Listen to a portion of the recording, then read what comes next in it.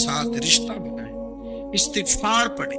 او میری ملت کے جوانوں، مزہ نہیں آ جاتا جب ساری دنیا سوئی ہو، ساری دنیا، اور بستر بھی گرم ہو اور نیند بھی پورا غلبہ کر رہی ہو، اور اچانک گھنٹی بجے دماغ میں، آنکھ کھلے، گھڑی پہ نظر پڑے، 3:30 4 بجے کا پیغام گھڑی بتائے، اور کوئی چڑھتی جوانی والا اٹھ کے وضو کرے، اور جب وہ مصلی کھول کے بچھائے تو مدینے والے محبوب کہتے ہیں کہ ہر نماز پہ رب ثواب دیتا ہے، اور جو اٹھ کے تہجد کی نماز پڑھے اسے دیکھ کے تو رب مسکراتا ہے، جو اس کی شان کے لائق ہے، جو اس کی شان کے لائق، وہ مسکراتا ہے، خوش ہوتا ہے کہ میرا بندہ تہجد میں اٹھ گیا، مسکراتا ہے۔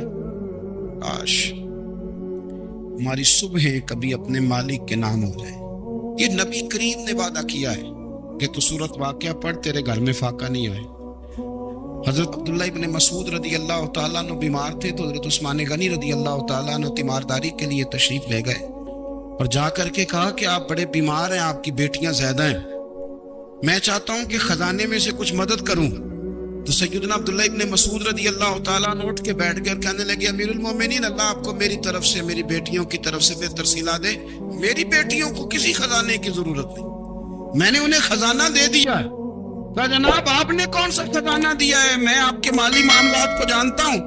تو فرمانے لگے، امیر المومنین، میرے نبی کریم نے فرمایا ہے جو سورت واقعہ پڑھے اسے کبھی فاقہ نہیں آتا، میں نے بیٹیوں کو یاد کرا دی ہے، یہ خزانہ میں نے انہیں دے دیا ہے۔ وہ سارے والدین سنیں جو بیٹیوں کے لیے پریشان رہتے ہیں۔ حضرت عبداللہ ابن مسعود نصیحت کر رہے ہیں، فرمانے لگے میں نے سورت واقعہ یاد بھی کرا دی ہے، پڑھنے کی عادت بھی ڈال دی ہے۔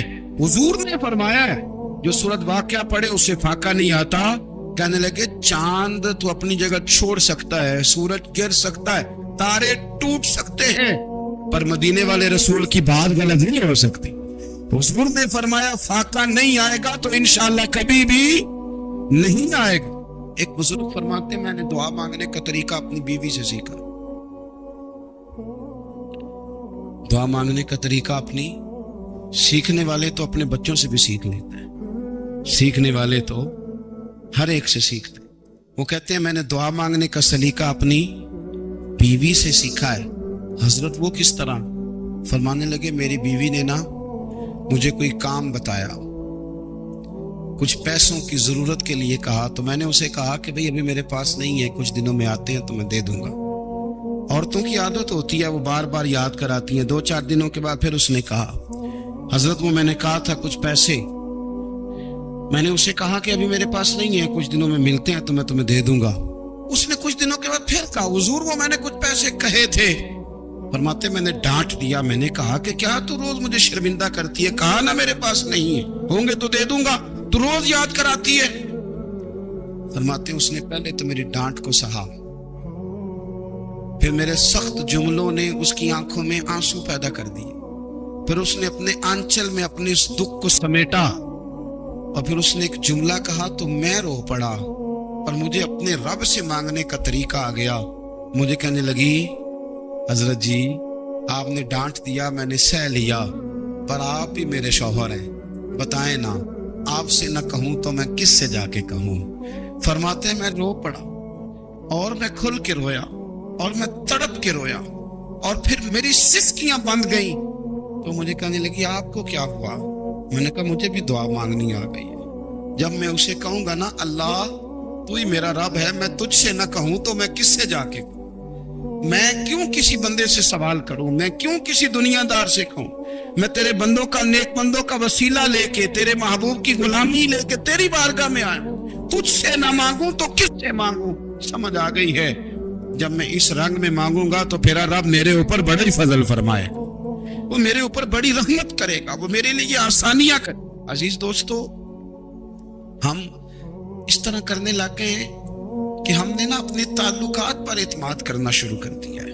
میرے تعلقات بہت ہیں، ہم نے اپنی دولت پر اعتماد کرنا شروع کر دیا ہے، میرے پاس دولت بہت ہے، ہم نے اپنے علم پر، اپنی شہرت پر اعتماد کرنا شروع کر دیا ہے کہ میرے پاس فلاں چیز بہت ہے۔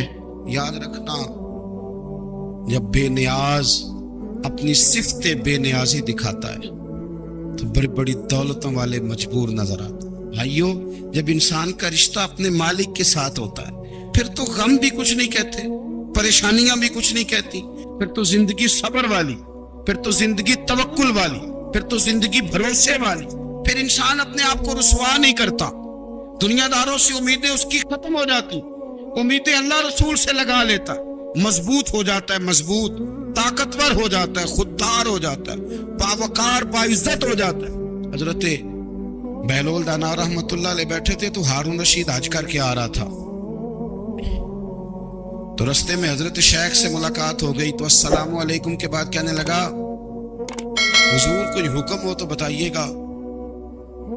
تو حضرت بہلول دانا فرمانے لگے تیرا رب کون ہے؟ اس نے کہا اللہ. تو فرمایا میرا کون ہے؟